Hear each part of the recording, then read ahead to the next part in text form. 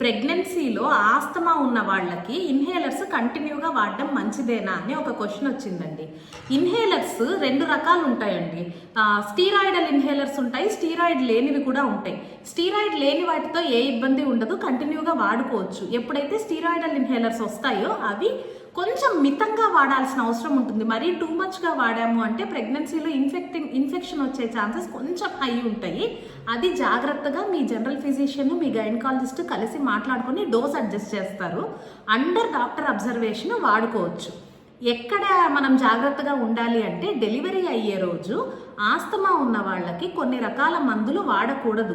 మామూలు లేడీస్లో వాడేవి ఆస్తమా ఉన్న లేడీస్కి వాడకూడనివి కొన్ని ఉంటాయి. సో అది మీరు ఖచ్చితంగా మీ గైనకాలజిస్ట్కి ఇన్ఫార్మ్ చేసుకొని, ఇలా నాకు ఆస్తమా ఉందండి, నాకు మెడిసిన్స్ ఇచ్చేటప్పుడు మీరు డెలివరీ టైంలో చూసుకోండి అనేసి గుర్తు చేస్తే ఖచ్చితంగా వాళ్ళ మెడిసిన్స్ని అవాయిడ్ చేసుకుంటారు. ఇది